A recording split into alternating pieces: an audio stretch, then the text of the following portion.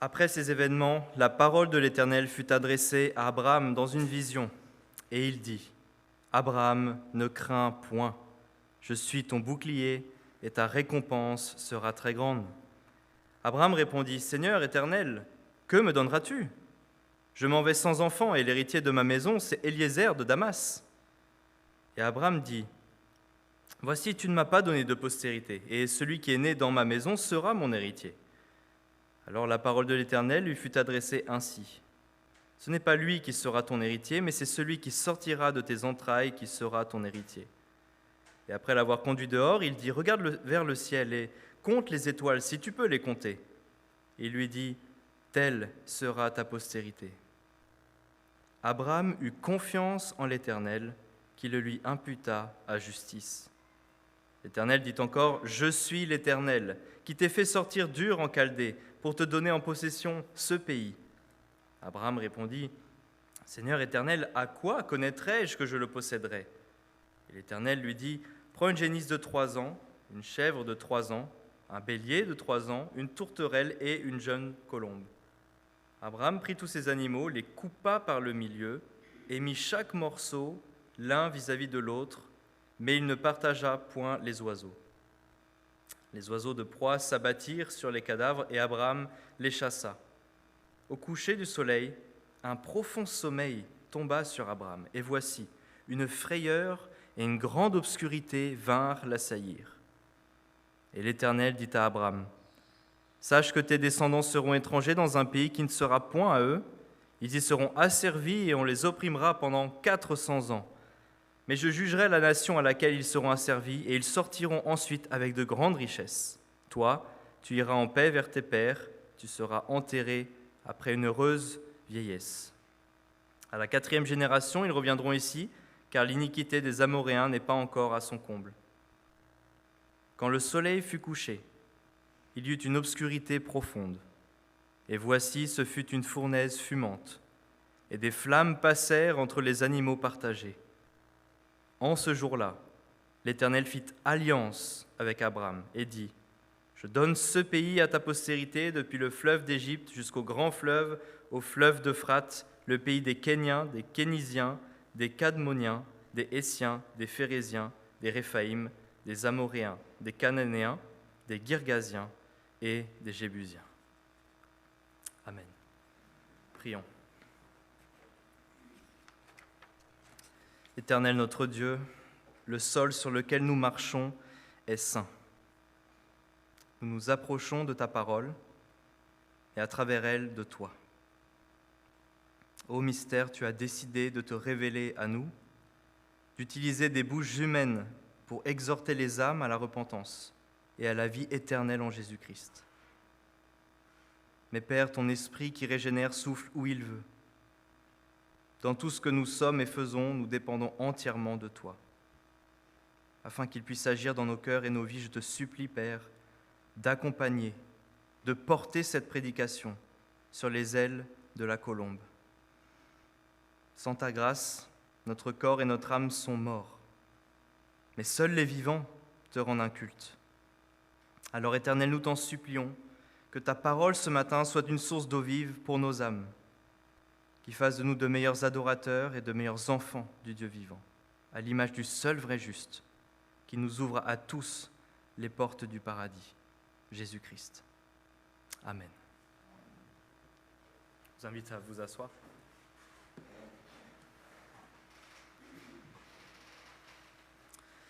Il y a quelques mois de cela, une sœur de notre Église me demandait par l'intermédiaire de mon épouse quel était mon passage biblique préféré.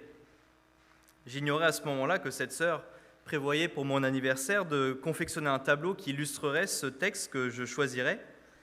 Et bien que je ne sois pas un fervent partisan de cet exercice de sélectionner les Écritures, j'avais malgré tout un passage bien précis en tête, et je me souviens encore de la mine surprise, la mine étonnée de mon épouse lorsque je lui donnais ma réponse pour qu'elle le dise à cette sœur, Genèse 15, verset 17. Genèse 15, verset 17. Mais qu'est-ce que ce verset a de si spécial ? Me dit mon épouse, surprise. « Ma chérie, lui répondis-je, l'air sérieux, la raison d'être de toute l'histoire de la rédemption, l'essence même du caractère de Dieu et du message de l'Évangile sont présents dans ce texte. Tout est là dans ce seul verset. » Quelle affirmation, n'est-ce pas? R.C. Sproul, un théologien que j'apprécie particulièrement et que notre Seigneur a rappelé auprès de lui il y a 6 ans maintenant, disait que s'il était en prison et qu'il avait le droit de choisir un seul livre, eh bien, ce serait évidemment la Bible. Mais si l'on réduisait son choix à un seul livre de la Bible, eh bien, ce serait alors la lettre aux Hébreux, qui selon lui est la parfaite synthèse entre l'Ancien et le Nouveau Testament. Mais si on réduisait encore son choix à un seul chapitre, eh bien, ce serait pour lui le 15e chapitre du livre de la Genèse. Et si on réduisait finalement son choix à un seul verset, son choix se porterait sur le verset 17 du chapitre 15 du livre de la Genèse que je vous relis. « Quand le soleil fut couché, il y eut une obscurité profonde, et voici ce fut une fournaise fumante, et des flammes passèrent entre les animaux partagés. » Alors peut-être que certains parmi vous ressentent tout d'un coup un élan de sympathie pour mon épouse et se disent eux aussi, mais quelle drôle d'idée ce frère a-t-il de choisir ce verset parmi tous ceux disponibles dans la Bible? Pourquoi pas un classique, un plus classique en tout cas, tel que Jean 3,16 ou bien Romains 8, verset 28. Toutes choses concourent au bien de ceux qui aiment Dieu, de ceux qui sont appelés selon son dessein. Comment cette description, plutôt macabre, il faut le reconnaître, d'une fournaise fumante qui passe au milieu de corps d'animaux coupés en deux, peut-elle être le texte biblique favori de ce frère qui se trouve devant vous ce matin pour prêcher la parole de Dieu? C'est une question plus importante qu'il n'y paraît. John Gerstner, le mentor de R.C. Sproul, disait que nous devons nous méfier de la théologie du premier coup d'œil. Et il est probable qu'une lecture superficielle de ce texte nous fasse passer à côté du profond encouragement que Dieu veut nous y adresser, pas seulement à Abraham, mais aussi à nous, 4000 ans plus tard. Car contrairement à ce que nous pouvons percevoir d'un premier coup d'œil dans ce texte, Dieu nous y révèle des aspects de son caractère, de ses promesses, qui devraient approfondir notre compréhension de l'Évangile et donc nourrir notre gratitude envers Dieu et affermir notre confiance en lui.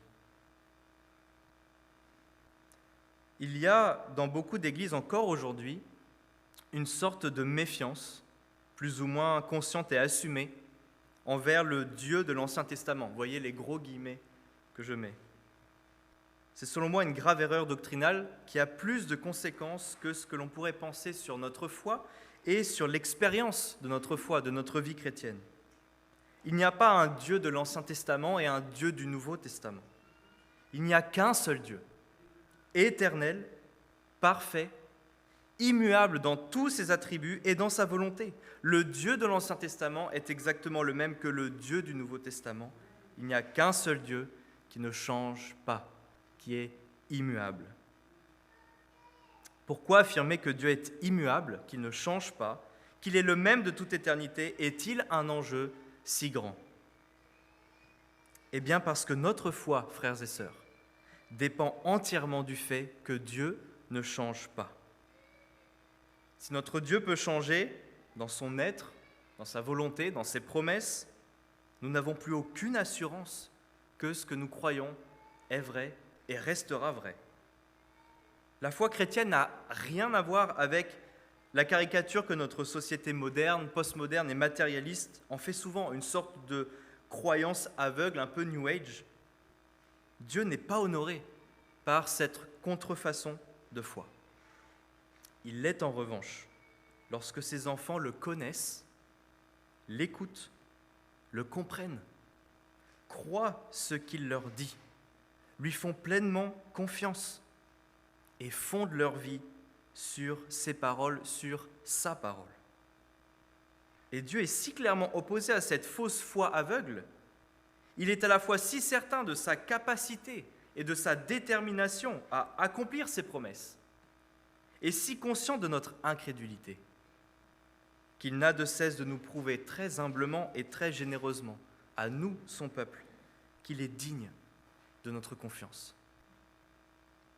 Notre Dieu veut que nous le connaissions véritablement, afin que la confiance que nous lui accordons ne soit pas fondée sur des mirages, des chimères, des inventions, mais bien sur l'immuabilité de son être et l'infaillibilité de ses promesses.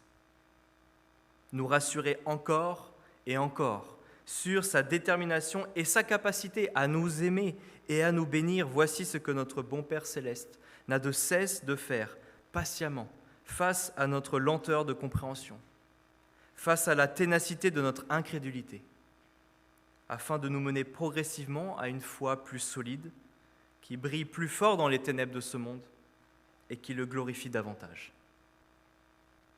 Dieu ne change pas. Et dans un certain sens, un autre sens bien sûr, l'homme ne change pas tellement non plus.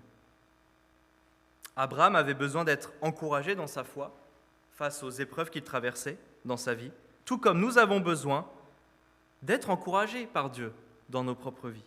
Et ce matin, nous allons voir que la façon avec laquelle Dieu a choisi de fortifier la foi d'Abraham a tout à voir avec la façon dont il fortifie notre foi aujourd'hui, tout simplement car nous avons les mêmes besoins, que notre Dieu ne change pas et que ses promesses sont inébranlables.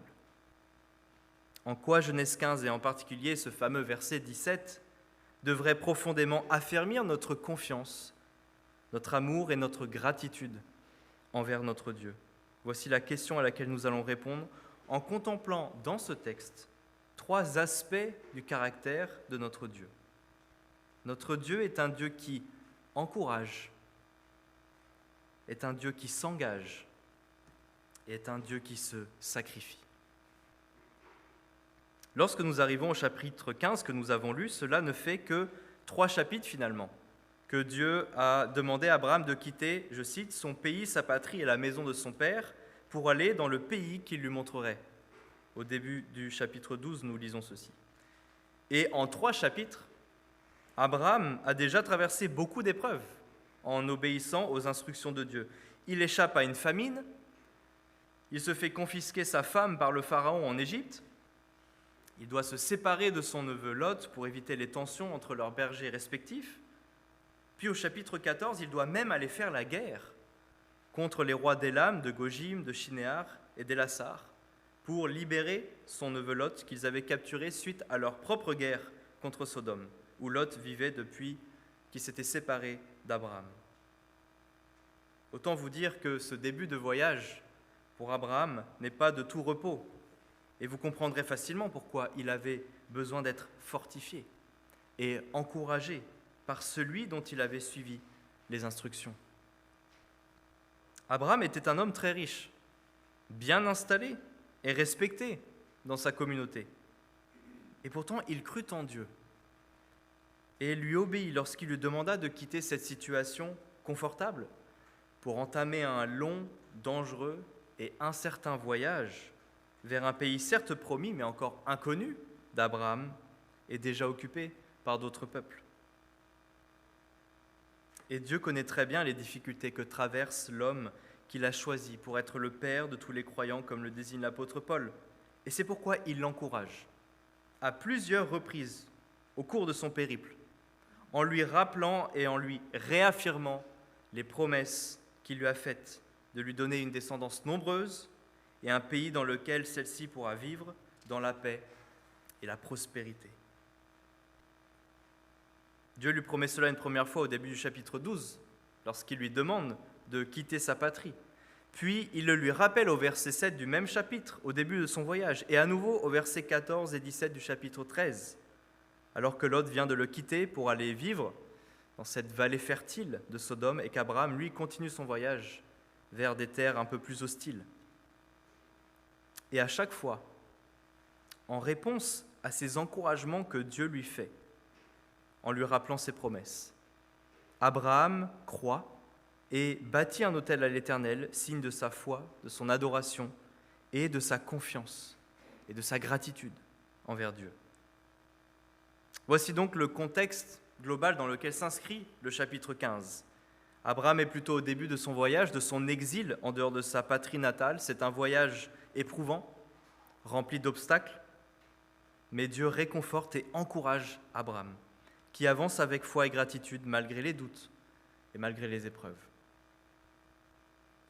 Des doutes que Abraham commence néanmoins à exprimer un peu plus explicitement au début de ce chapitre 15, alors que Dieu cherche à l'encourager à nouveau. Il nous est dit au verset 1, après ces événements, donc c'est la fameuse guerre contre les 4 rois pour libérer son neveu Lot, la parole de l'Éternel fut adressée à Abraham dans une vision, et il dit, « Abraham, ne crains point, je suis ton bouclier, et ta récompense sera très grande. » Ce à quoi Abraham répond, « Seigneur éternel, que me donneras-tu » Peut-être un peu d'orgueil, peut-être un léger cynisme de la part d'Abraham qui se dit « Je suis déjà tellement riche. Qu'est-ce que Dieu va bien pouvoir me donner de plus que ce que j'ai déjà ? Ce qu'il me manque en revanche, c'est un descendant. Et sans descendant, il sera dur de faire de moi cette fameuse grande nation. » Verset 2, « Je m'en vais sans enfant, dit-il. Et l'héritier de ma maison, c'est Éliézer de Damas. Voici, tu ne m'as pas donné de postérité, et celui qui est né dans ma maison sera mon héritier. » Et au verset 8, Abraham se pose aussi des questions quant à ce fameux pays qui lui est promis par Dieu. « À quoi connaîtrais-je que je le posséderai ?» demande-t-il. Abraham commence donc à douter et à laisser entendre à Dieu qu'il faudrait peut-être se mettre au travail si ces fameuses promesses doivent s'accomplir un jour. Comme je vous le disais, le cœur humain n'a pas changé entre l'époque d'Abraham et la nôtre. Ne reconnaît-on pas dans ces mots la même impatience, la même incrédulité qui malheureusement agite bien souvent nos propres cœurs, malgré la clarté des intentions de Dieu à notre égard et la fiabilité de son caractère et des promesses qu'il nous a faites? Qui d'entre nous n'a jamais douté sur le chemin que Dieu lui a demandé d'emprunter, face aux défis qui nous semblent insurmontables, face aux épreuves qui nous semblent interminables, face à nos péchés qui nous semblent infatigables? Qui d'entre nous n'a jamais flanché dans sa foi, dans sa confiance, dans sa paix, dans sa joie, dans sa volonté de continuer le pèlerinage, le bon combat jusqu'à son terme? Nous avons tous déjà vécu cela à plusieurs reprises. Et peut-être qu'à force, nous n'osons plus faire part de ces doutes qui reviennent, de ces difficultés qui nous découragent, de ces souffrances qui nous démoralisent, non seulement à nos proches, à nos frères et sœurs dans la foi, mais même aussi à Dieu. Et alors qu'on aurait pu s'attendre à ce que Dieu reprenne Abraham pour son manque de foi et pour sa quasi-effronterie envers lui, voyez comment ce Dieu de l'Ancien Testament, pour reprendre la mauvaise expression, accueille cette question presque cynique et provocatrice d'Abraham. Il ne s'énerve pas, il ne le repousse pas, il ne le réprime pas. Il cherche au contraire à l'encourager face aux circonstances qui, c'est vrai, semblent peu favorables à l'accomplissement de ses promesses divines. Il fait cela en le rassurant sur le fait que lui, son Dieu, s'engage à lui donner tout ce qu'il lui a promis. Il lui dit « Ce n'est pas Éliézer qui sera ton héritier, mais c'est celui qui sortira de tes entrailles qui sera ton héritier. » Lui répond-il de manière calme, assurée, sachant exactement que tout s'accomplira selon ses desseins.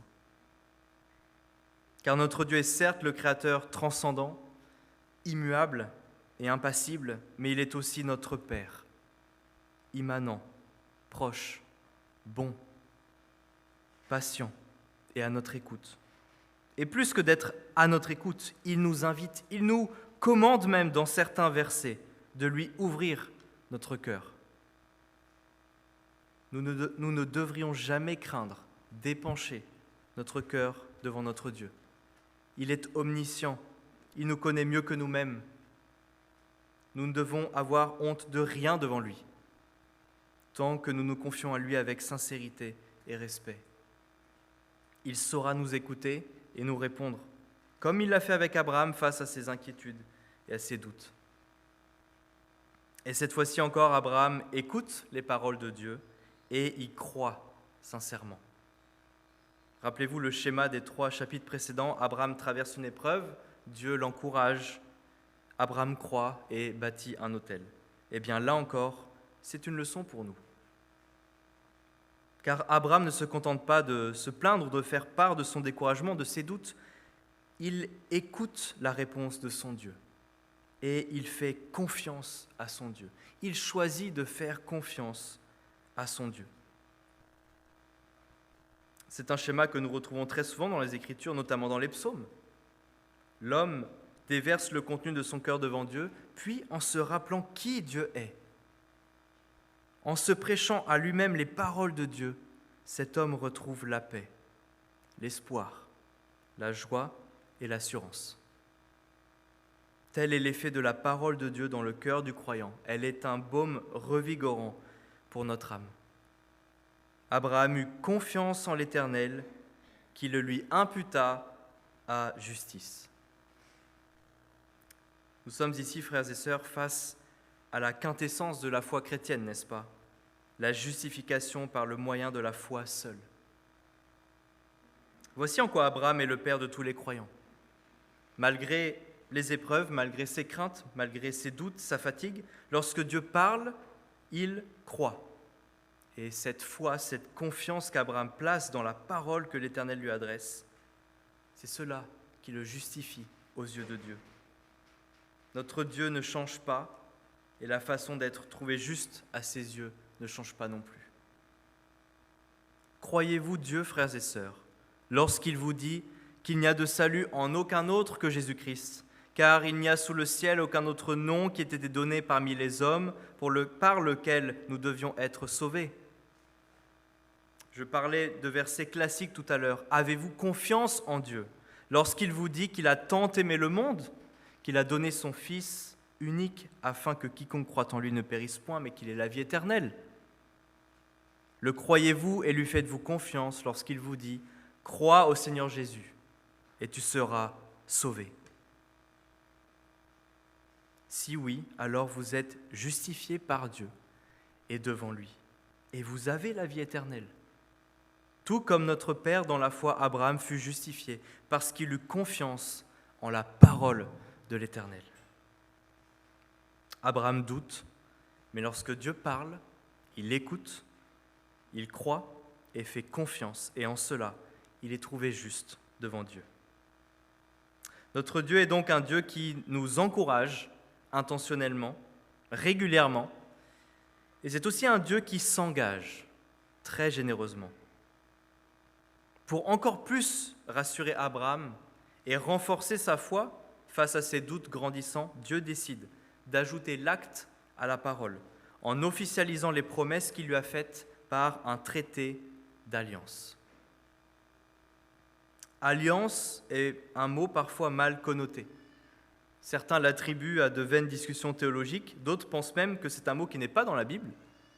Et pourtant, c'est non seulement un terme biblique, puisqu'il y est cité près de 300 fois, comme au verset 18 de ce chapitre 15, mais en plus, il est impossible d'interpréter correctement la Bible sans étudier les alliances que Dieu a scellées avec les hommes, Adam, Noé, Abraham, Moïse, David et bien sûr Jésus-Christ.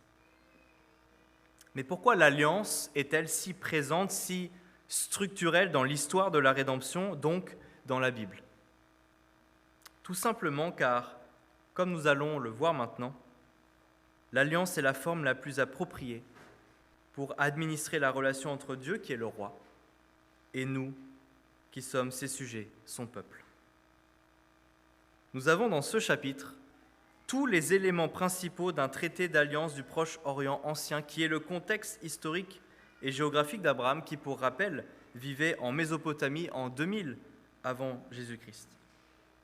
Dans cette région, et à cette époque, lorsqu'un peuple remportait la guerre contre un autre, le roi vainqueur devenait le suzerain, et le roi perdant devenait le vassal de ce suzerain. Et cette nouvelle relation suzerain-vassal était alors officialisée par un traité d'alliance qui comprenait les points principaux suivants.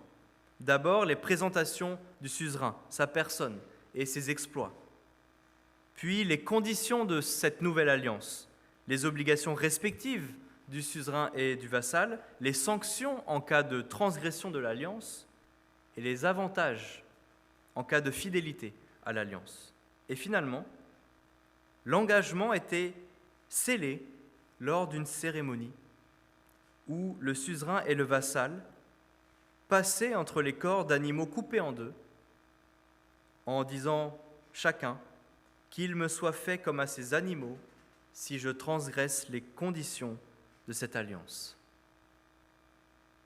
Au verset 7 du chapitre 15, Dieu, le suzerain donc, se présente, ainsi que ses accomplissements, ses hauts faits, et les bénédictions qu'il accorde à son vassal Abraham. « Je suis l'Éternel, qui t'ai fait sortir d'Ur en Chaldée pour te donner en possession ce pays, dit-il. » Au verset 13 à 16, Dieu stipule les conditions de cette alliance. Les descendants d'Abraham seront asservis pendant 400 ans avant que Dieu ne les délivre et qu'ils prennent possession du pays qu'il leur a promis. Et au verset 9 et 11, les animaux sont préparés pour le sacrifice. Et au fameux verset 17, sur lequel nous reviendrons, la cérémonie d'alliance est scellée par ce rite de passage entre les animaux coupés en deux. Voilà ce qui se déroule devant nos yeux dans ce chapitre. Nous avons bien ici les caractéristiques d'un traité d'alliance suzerain-vassal que Dieu choisit d'établir entre lui et Abraham, afin de l'assurer encore plus à cette étape importante de son voyage, de sa détermination à être son Dieu et celui de sa descendance qui lui fera naître dans le pays qu'il lui donnera. Cependant, si vous êtes attentifs, vous aurez remarqué quelques subtilités, 2 pour être précis, qui ont toute leur importance pour répondre à la question que nous nous posons ce matin. En quoi ce chapitre 15, et en particulier le verset 17, devrait profondément affermir notre confiance et notre gratitude envers notre Dieu. La première de ces 2 subtilités, c'est que contrairement au traité d'alliance classique, nous ne voyons pas d'obligation à remplir du côté d'Abraham, alors que c'était habituellement le vassal qui, assez logiquement, avait plus d'obligations que le suzerain. Ici, Dieu fait de grandes et généreuses promesses. Protéger Abraham, lui donner une descendance indénombrable, un pays, une vieillesse et une mort heureuse. Il lui annonce d'avance ce qui arrivera. Avant d'obtenir ces bénédictions, sa descendance sera captive en Égypte, mais il détruira leurs ennemis et les délivrera par sa main puissante en leur accordant de grandes richesses. Voici les conditions de cette alliance. Uniquement des promesses et des engagements de la part de Dieu et rien de la part d'Abraham. C'est une alliance étonnamment unilatérale où Dieu porte tout le poids de la responsabilité des 2 parties. Mais pour que cet aspect unilatéral de cette alliance soit encore plus évident pour Abraham et pour nous aujourd'hui qui lisons ce texte, Dieu va faire une deuxième chose, encore plus surprenante, une chose qui devrait nous indigner, nous scandaliser, si nous la comprenons bien. Et cela se passe au fameux verset 17. Quand le soleil fut couché, il y eut une obscurité profonde, et voici, ce fut une fournaise fumante, et les flammes passèrent entre les animaux partagés. Comme je vous l'expliquais, habituellement, pour sceller leur alliance durant la cérémonie, les 2 parties, le suzerain et le vassal, passaient entre les cadavres d'animaux pour se dire l'un à l'autre qu'il me soit fait comme à ces animaux déchirés si je transgresse les termes de cette alliance. La responsabilité, l'engagement étaient mutuels, partagés, réciproques.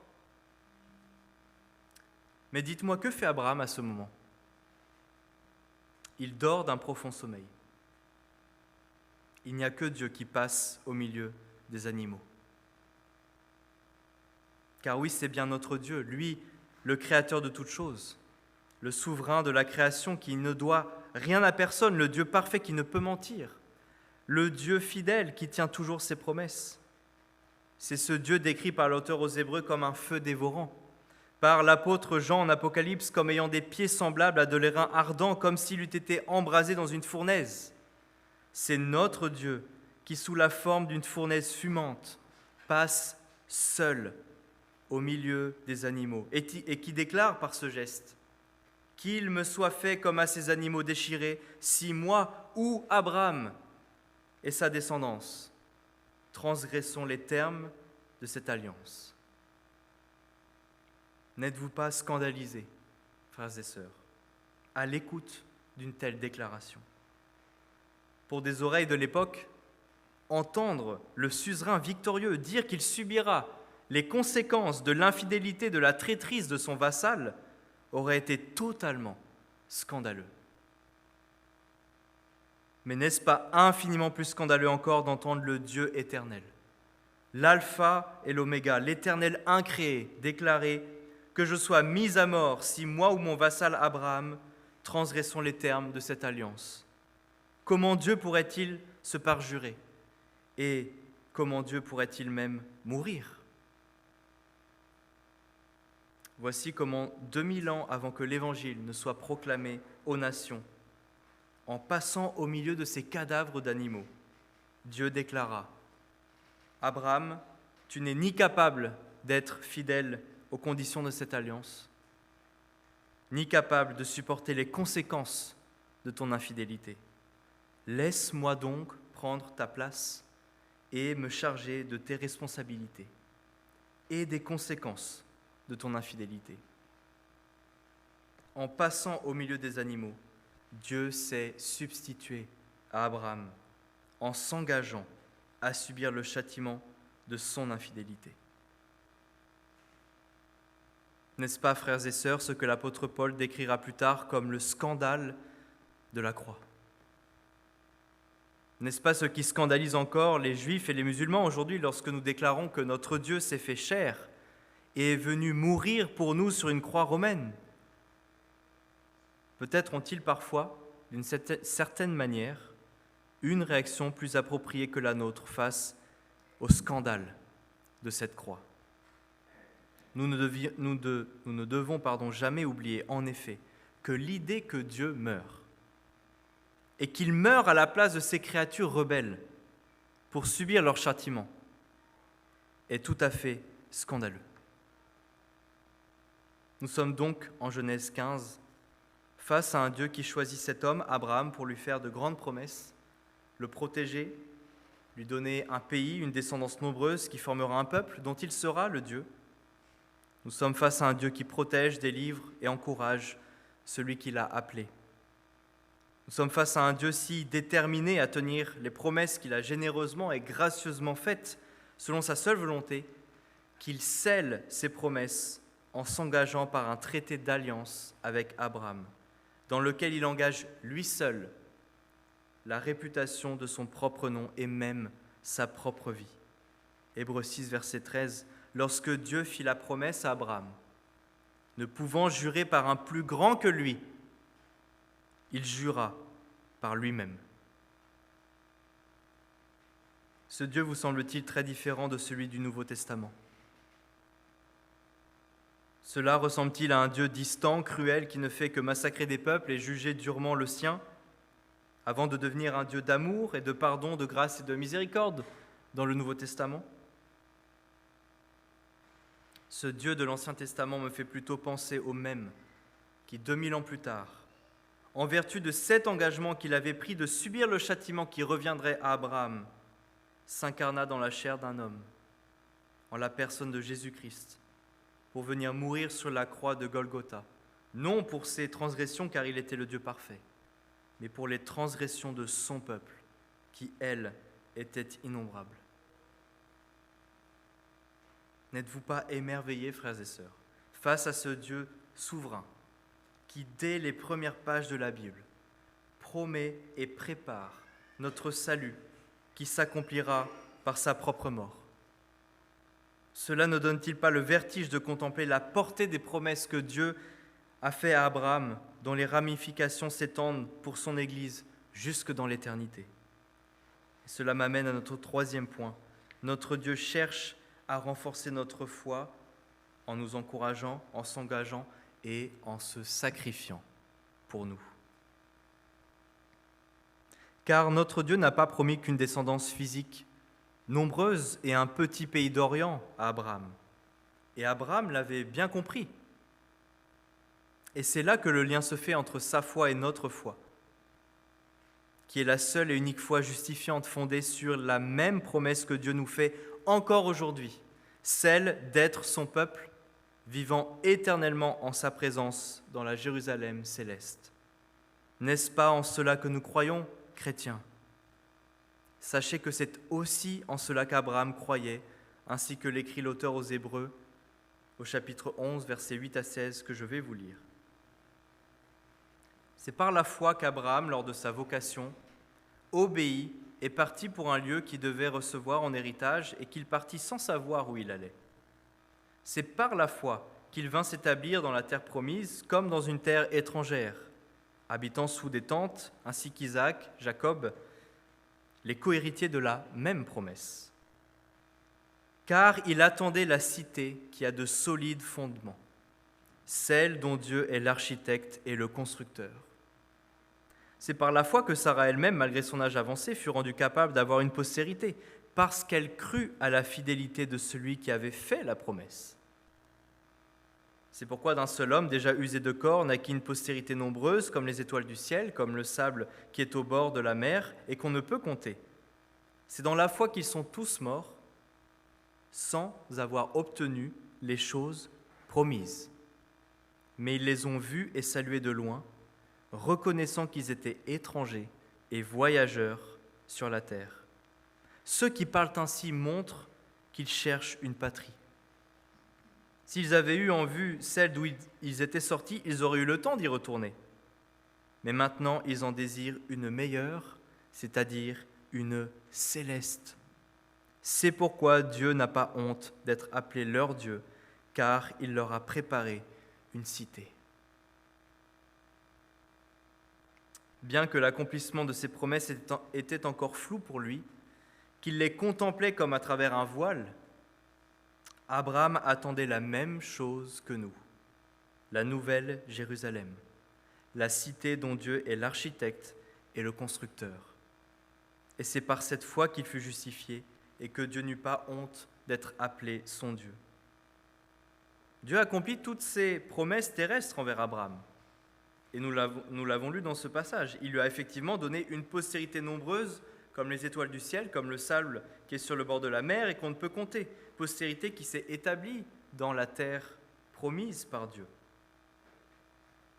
Mais vous rappelez-vous comment s'est terminée cette alliance entre Dieu et Israël ?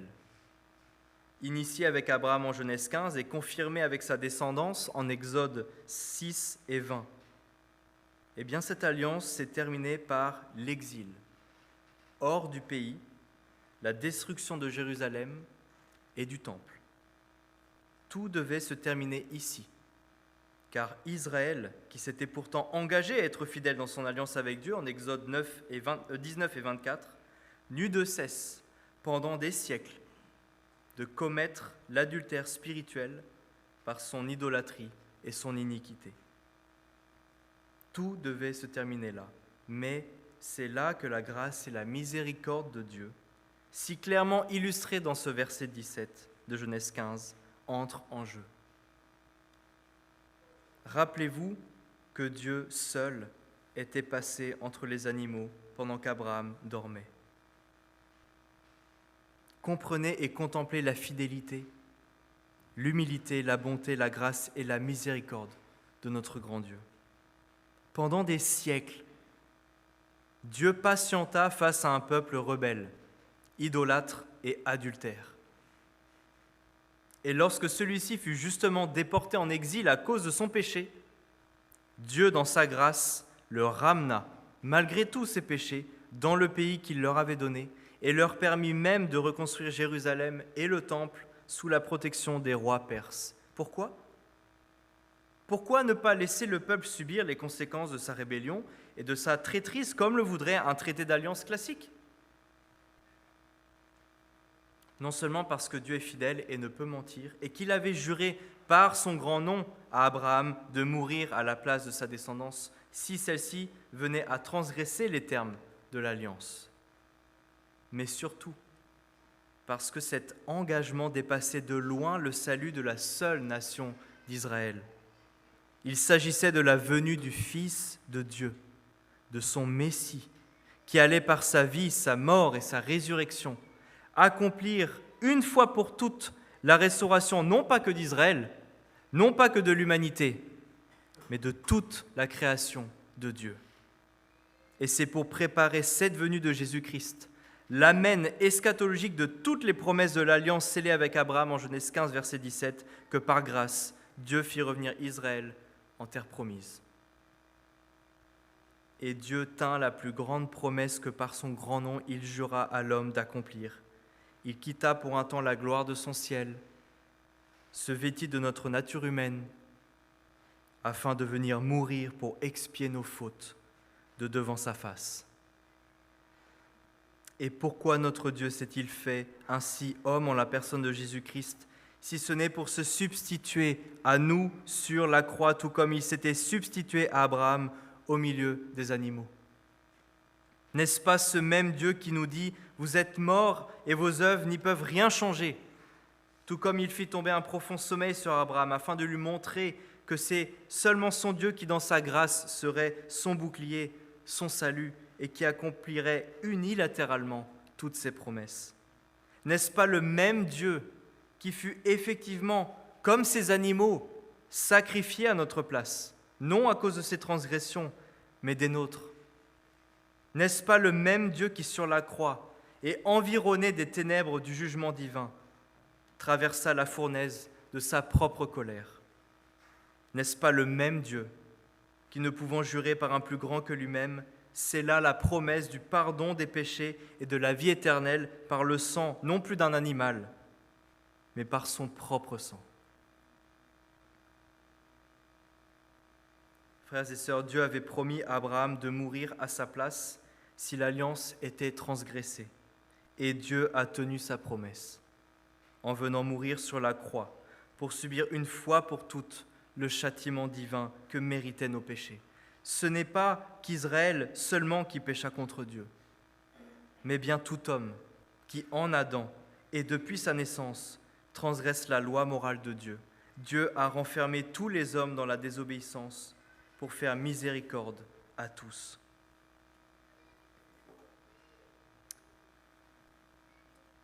N'êtes-vous pas tout à la fois étonné, scandalisé et rassuré face à la détermination indéfectible que notre grand Dieu démontre pour renforcer notre foi, en nous confirmant encore et encore, en nous encourageant, en s'engageant, en allant même jusqu'à se sacrifier, qu'il est digne de notre confiance et qu'il accomplira tout ce qu'il nous a promis. Si Abraham crut, fut rassuré et espéra après la vie éternelle en voyant Dieu passer seul au milieu des animaux, comment ne croirons-nous pas, ne serons-nous pas assurés et n'espérerons-nous pas après la même vie éternelle en voyant Dieu cloué sur la croix? Alors oui, frères et sœurs, Genèse 15, verset 17 est mon verset favori, car nous y contemplons toute la beauté du caractère de notre Dieu immuable. Un Dieu bon, généreux, fidèle et humble. Humble jusqu'au point de descendre sur terre pour expier les péchés de ses créatures en se laissant clouer par elles sur une croix. Un Dieu miséricordieux qui se substitue à nous, ses créatures rebelles, sur le bûcher de l'enfer.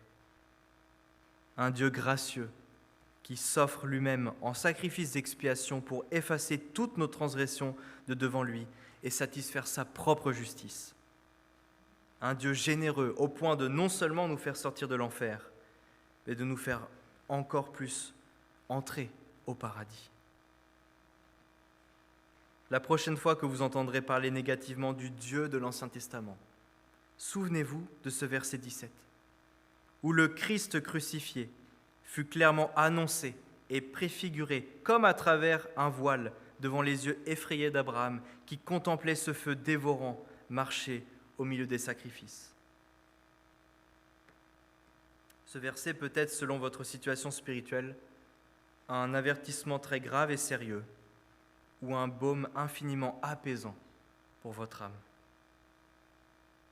Êtes-vous Serez-vous de ceux qui se confient dans le seul juste que la mort n'a pu retenir, celui que la juste colère de Dieu déchira en deux, comme le furent ces animaux, afin qu'il soit l'ultime sacrifice d'expiation pour nos péchés? Serez-vous de ceux qui abandonnent les vaines œuvres de leur chair pour se confier dans les seules œuvres parfaites de Jésus-Christ? Ou bien serez-vous de ceux qui osent penser qu'ils n'ont pas transgressé les termes de l'alliance, ou qu'ils peuvent réparer leurs offenses par eux-mêmes? Si vous êtes de ceux-là, vous finirez comme ces animaux. Vous devrez endurer vous-même la juste fureur de Dieu qui déchirera tout votre être pour l'éternité. On ne se moque pas du Dieu 3 fois saint, créateur de toutes choses, qui alla jusqu'à jurer de prendre sur lui-même les conséquences de notre désobéissance. À celui qui rejette une offre royale aussi généreuse, aussi imméritée, aussi déméritée, il ne reste plus aucun espoir d'échapper aux mêmes tourments infernaux que Dieu le Fils traversa sur la croix. À celui qui méprise un sacrifice de si grand prix, d'une si grande générosité et aussi inespérée, il ne reste plus aucun espoir de salut. Mais pour vous, frères et sœurs, qui placez votre confiance dans les promesses de Dieu, lorsque vous douterez, comme Abraham douta, lorsque vous manquerez de courage, de confiance, de force, regardez à la croix du Christ.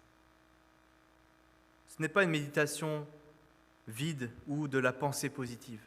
Regardez à cette croix où Dieu jura par lui-même que vos péchés sont pardonnés et que vous avez la vie éternelle, et où il scella cette promesse dans la nouvelle alliance par son propre sang. Votre foi sera-t-elle fortifiée comme celle d'Abraham lorsque vous contemplerez les preuves de la détermination que notre Dieu a de nous encourager, de s'engager et de se sacrifier pour nous? Notre Dieu est le même hier, aujourd'hui et demain. C'est en sa présence, dans la Jérusalem céleste, que nous passerons l'éternité.